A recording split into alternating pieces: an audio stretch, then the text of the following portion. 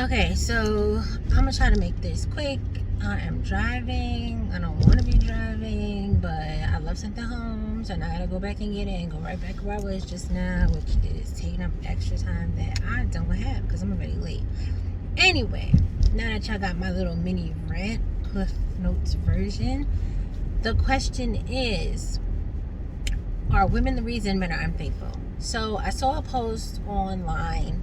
I don't think it was backed by anything scientific. I don't think it was, from any type of survey or anything. I think it was just a statement. I don't know how true or false it is as far as the number, but it said 90% of men are faithful until they feel unappreciated.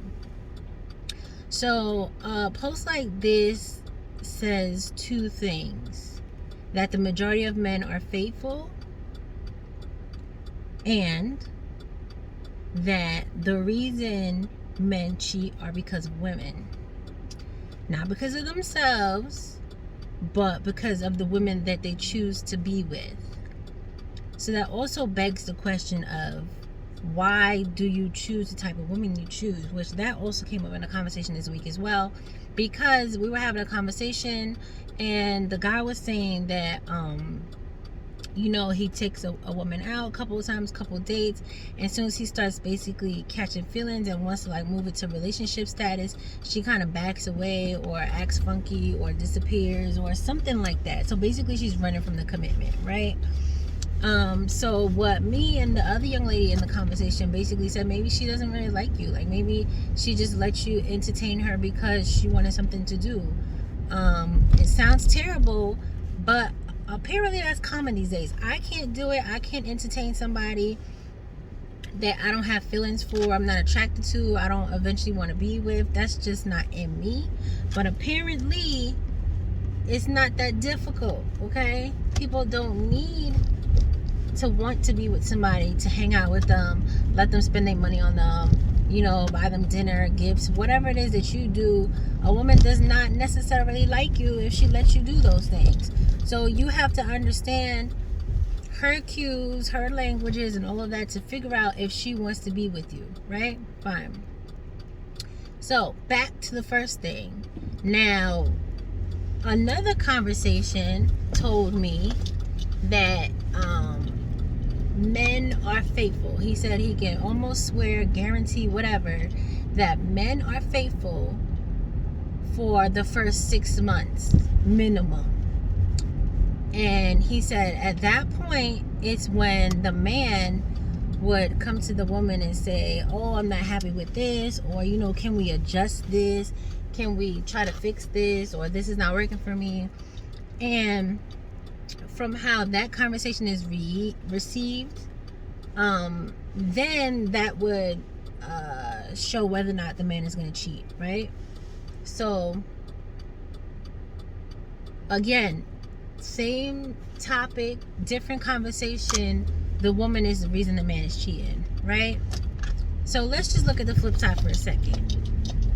There are many women who are in relationships who are not satisfied, who are not getting what they feel they need,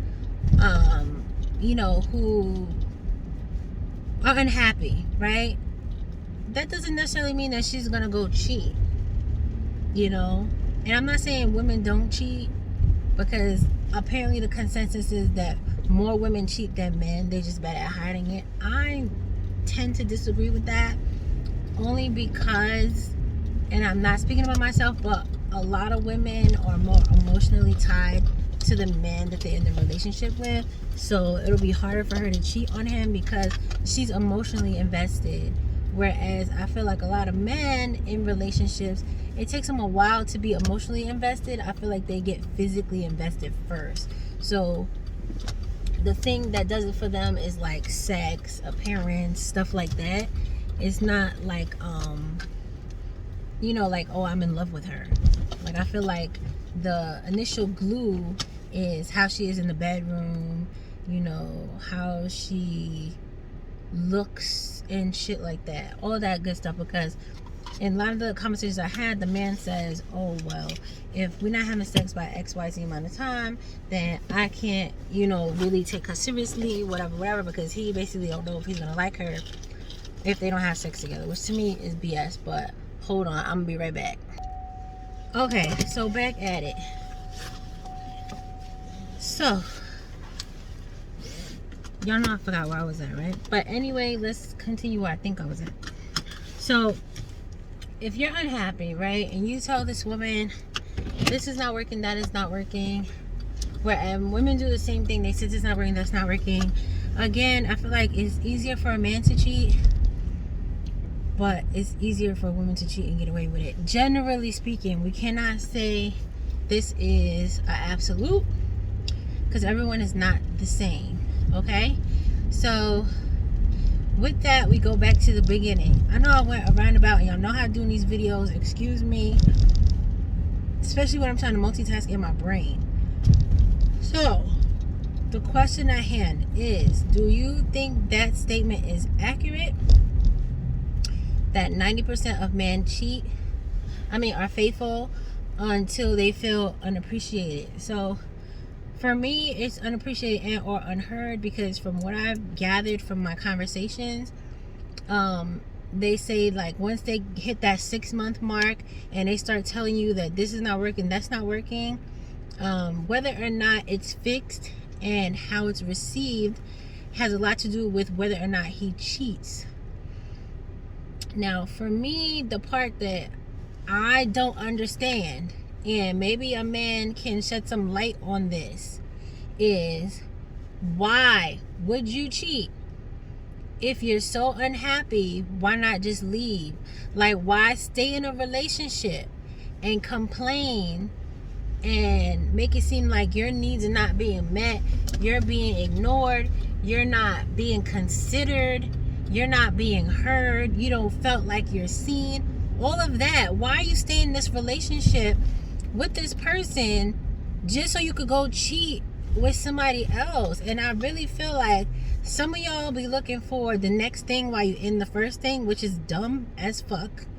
And some of y'all, I feel like, just want to be in both situations. Because for me, if you stay with the first woman and you choose to cheat because whatever needs are not being met, you're a selfish motherfucker, because you are basically staying in a relationship because you obviously want what she has to offer, right?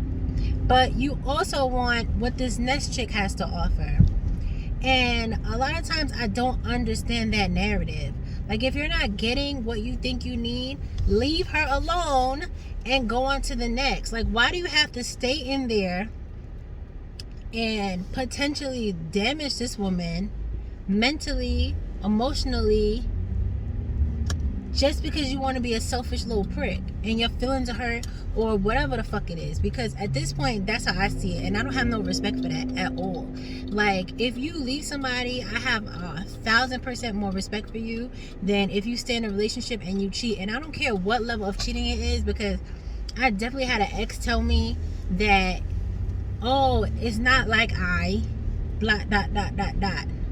And then he also opened his mouth to say, oh, you dealt with worse from your exes, but I do this and it's such a problem. Are you fucking kidding me? So what you're telling me is, A, I shared my experiences with you, right? Basically to tell you what the fuck not to do. And B, you took that as, oh, so I could be a fuck up, but maybe I shouldn't fuck up as much as the last nigga fucked up, so I won't be seen as bad. Are you fucking stupid? Like, that shit irked my soul. Like, are you fucking kidding me? Yeah, I fucked up. Yeah, I hurt you. I know I did some fucked up shit, but it wasn't at the level of fucked up that your ex did, so you shouldn't be this upset because you've been through worse from a fucked up nigga. So accept my fucked up shit, because it's not that bad. Are you dumb? Like, that shit, that irked me. And I'm not about to go on 20, because I'm not like bitter or nothing like that, but the audacity of that shit. Like, you know, when you in it, it's just like fucked up, but then after the fact, when you thinking back, you be like, yo, this nigga had some balls on him. Anyway, I digress. Yeah. For those who want to agree with this, right? men and women and make it like valid why. Especially the men. Like, okay, yeah, faithful until you feel unappreciated, unheard, whatever. But why not just leave? Answer me that. If you're so unhappy and you're so unheard and undervalued and unappreciated, why not just leave? And you could beg the question as to how come women don't leave when they feel XYZ a certain way. But a lot of times those women are not cheating. They're just dealing with your bullshit, hoping that you're going to do better. And then eventually when you don't do better, they leave or they cheat. But I really believe that most women have a longer time frame of, I don't know, bullshit taking. I don't know what to call it. But they have a longer time that they'll deal with your bullshit and wait for you to change before they cheat. Now, I understand that most people are going to say, you know, it's better to stay because you invested time or you have kids or what have you. And for me,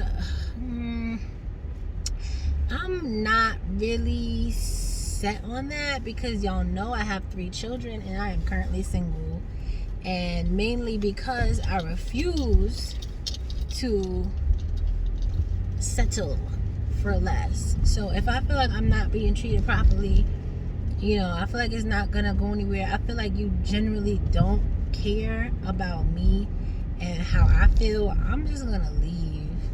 And you know, my biggest mistake in my relationships, the ones that are coming to mind, is not leaving sooner, honestly.